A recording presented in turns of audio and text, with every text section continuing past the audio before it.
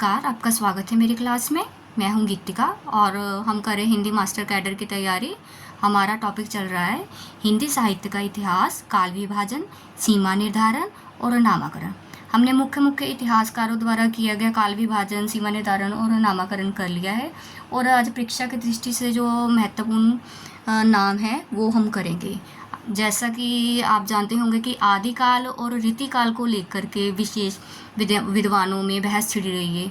ठीक है, भक्ति काल और आधुनिक काल को तो विद्वानों ने स्वीकार कर लिया था इस नाम को, परंतु आदिकाल और रीतिकाल को लेकर थोड़ी बहस छिड़ी रही है इनमें और सब विद्वानों ने अपनी दृष्टि से अलग अलग नाम इनको दिए हैं। तो आज जो मुख्य मुख्य नाम है जो परीक्षा की दृष्टि से इम्पोर्टेंट रहेंगे हम वो करने जा रहे हैं। आइए करते हैं हम। आदिकाल का नामकरण। आदिकाल का नामकरण। आदिकाल को लेकर विद्वानों में विशेष बहस छिड़ी रही है। जैसा कि आचार्य रामचंद्र शुक्ल ने इस काल को वीरगाथा काल कहना अधिक उचित माना, परंतु आचार्य हजारी प्रसाद द्विवेदी ने उनके तर्कों को काटते हुए इस नाम को आदिकाल नाम कहना अधिक उचित माना है और अब इस काल को आदिकाल नाम से ही जाना जाता है। ठीक है, तो सबसे पहले देखिए जो चारण काल, इस काल को किसने कहा था? चारण काल मैंने आपको करवाया हुआ है। चारण काल, चारण काल नाम दिया था जॉर्ज ग्रियर्सन ने, जॉर्ज अब्राहम ग्रियर्सन।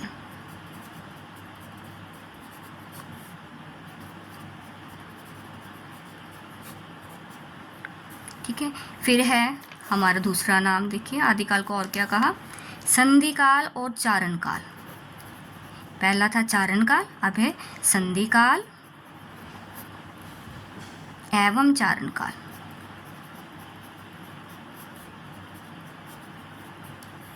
ये नाम दिया था डॉक्टर रामकुमार वर्मा। डॉक्टर रामकुमार वर्मा। अब देखें तीसरा आरंभिक काल। आरंभिक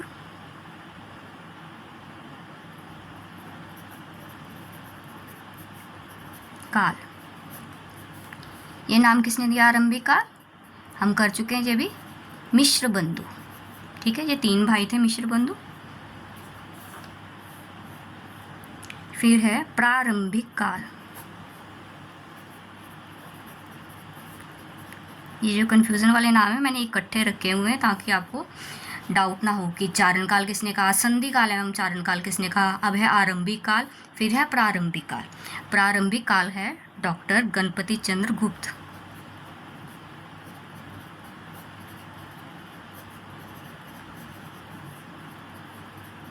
देखिए इनको याद रखने की क्या ट्रिक है कि अ पहले आता है तो मिश्र बंधुओं ने अपना इतिहास पहले लिखा था।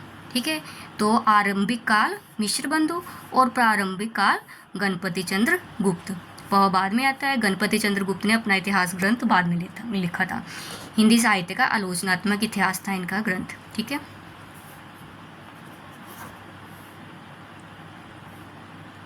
और एक और नाम ऐड करिए इनके साथ, गणपति चंद्रगुप्त ने शून्य काल भी कहा है। शून्य काल।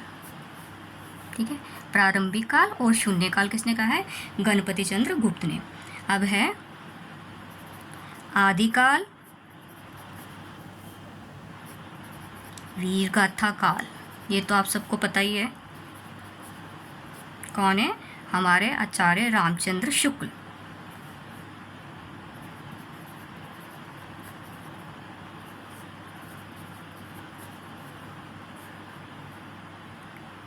अब आदिकाल।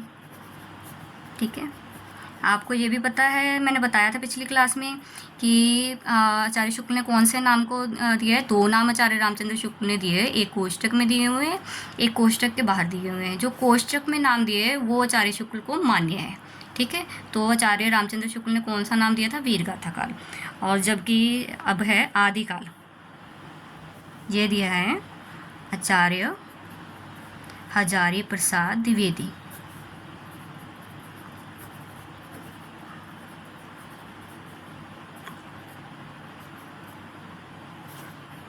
आगे वीरकाल,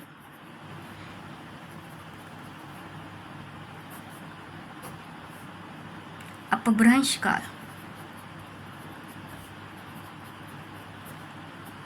ये किसने दिया है? श्याम सुंदर दास।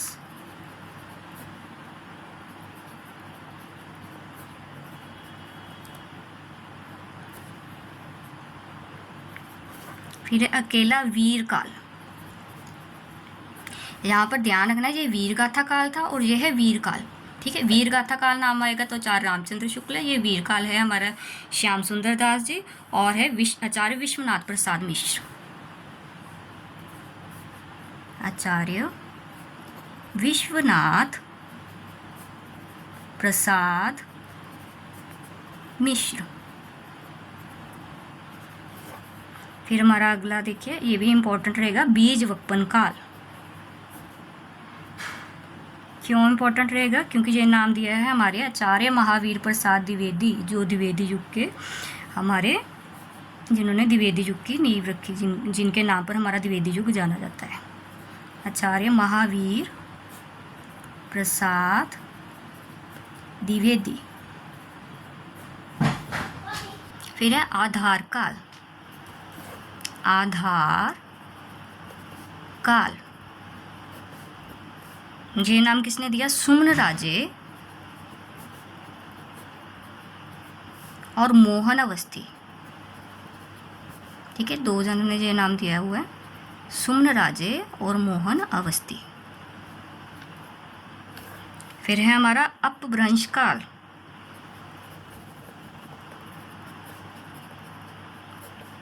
अपभ्रंश काल मैंने आपको बताया भी था, सबसे लास्ट में हमने करा था काल विभाजन में, डॉक्टर बच्चन सिंह, ठीक है, डॉक्टर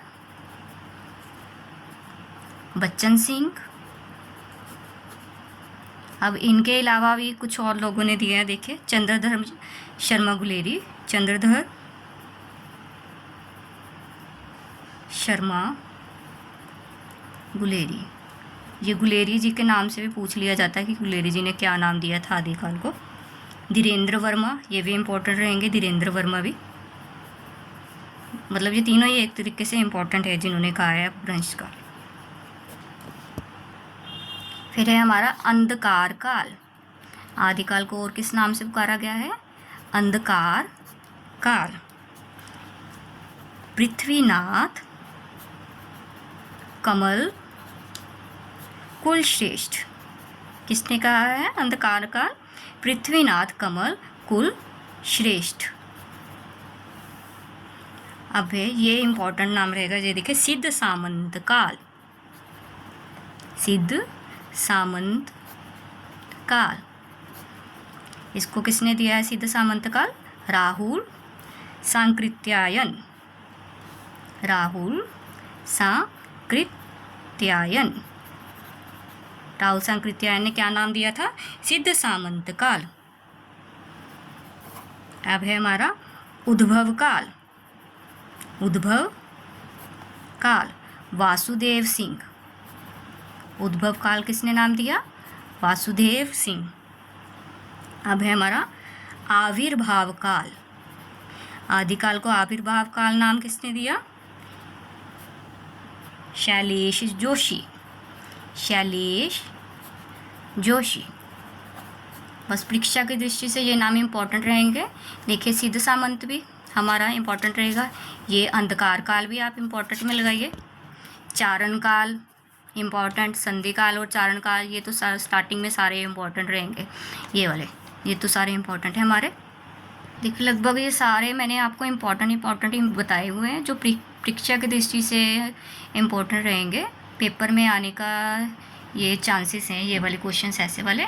तो आप तकरीबन ये सारे ही आप अपने टिप्स पर रखिए ये वाले नाम, ठीक है, कि आदिकाल को चारण काल किसने कहा, आदिकाल को वीर काल किसने कहा, अपभ्रंश काल किसने कहा, बीज वपन काल किसने कहा, अपभ्रंश काल किसने कहा, प्रारंभिक आरंभिक काल, ऐसे आप इनको अपने दिमाग में रखना है इन बातों को।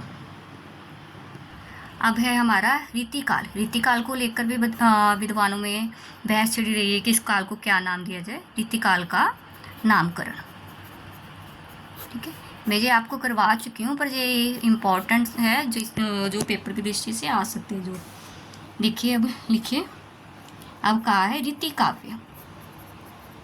रीतिकाव्य किसने कहा है? जॉर्ज ग्रियर्सन ने।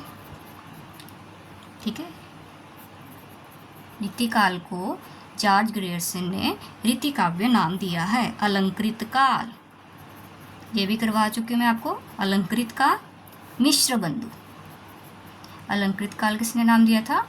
मिश्रबंधु।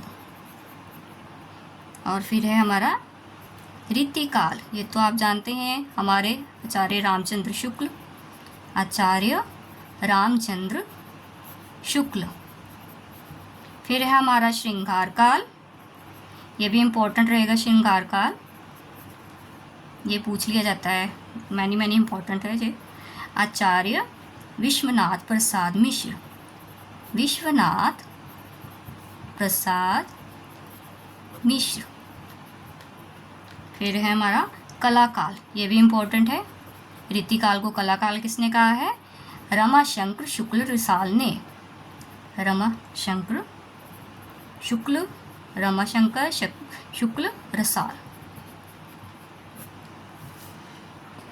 ये आप नोट्स अपने तैयार करते रहे। मैंने अलग अलग जगहों से, अपने अलग अलग किताबों से फाइंड करके मेरे नोट्स बनाए हुए हैं, तो आपको ये इकट्ठा काम कहीं पर भी नहीं मिलेगा। इसलिए ये आप इन बातों को ध्यान में रखें, नोट्स रखें और मेरे चैनल को लाइक और सब्सक्राइब करते रहें। आपका बहुत बहुत धन्यवाद। आज के लिए इतना ही, मिलते हैं अगली क्लास में।